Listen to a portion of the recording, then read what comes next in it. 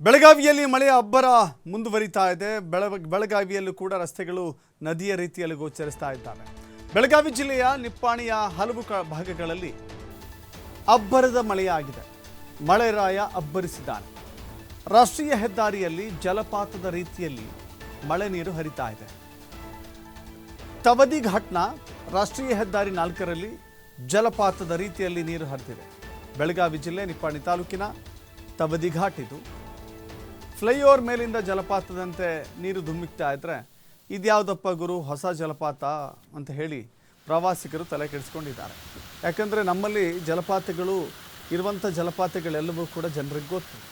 ಯಾವ್ಯಾವ ಜಲಪಾತ ಇದೆ, ಜೋಗ ಜಲಪಾತದಿಂದ ಅನೇಕ ಜಲಪಾತಗಳನ್ನು ನಮ್ಮ ಜನ ನೋಡಿದ್ದಾರೆ. ಬಟ್ ಬೆಳಗಾವಿಯಲ್ಲಿ ಉದ್ಭವ ಆಗಿರುವಂಥ ಈ ಜಲಪಾತವನ್ನು ನೋಡಿಲ್ಲ.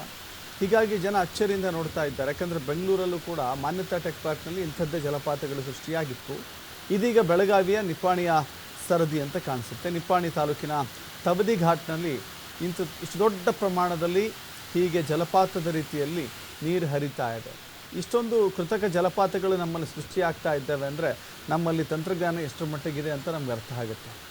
ಹೀಗೆ ಅನೇಕ ಜಲಪಾತಗಳನ್ನು ಸೃಷ್ಟಿಸುವ ಸಾಮರ್ಥ್ಯ ನಮ್ಮ ರಾಜ್ಯವನ್ನು ಹೊಂದಿದೆ. ಅಷ್ಟರ ಮಟ್ಟಿಗೆ ಆಡಳಿತ ನಮ್ಮಲ್ಲಿ ಪ್ರಬಲವಾಗಿದೆ. ಖಂಡಿತವಾಗೂ ಕೂಡ ಇದು ಆಡಳಿತ ನಡೆಸುವಂಥವರು, ಅಭಿವೃದ್ಧಿ ಕಾಮಗಾರಿಗಳನ್ನು ತೆಗೆದುಕೊಳ್ಳುವಂಥವರ ವೈಫಲ್ಯ ಎದ್ದು ಕಾಣಿಸುತ್ತೆ. ಹೀಗಾಗಿ ಇಲ್ಲಿನ ಜನ ಇಷ್ಟೊಂದು ನದಿಯ ರೀತಿಯಲ್ಲಿ ಜಲಪಾತದ ರೀತಿಯಲ್ಲಿ ಧುಮ್ಮುತ್ತಿರುವಾಗ ಅಲ್ಲಿನ ಜನ ವಾಹನ ಸವಾರರು ಎಷ್ಟೊಂದು ಪರದಾಡಿರಬೇಕು ಅನ್ನೋದನ್ನು ನೀವು ಯೋಚನೆ ಮಾಡಿ.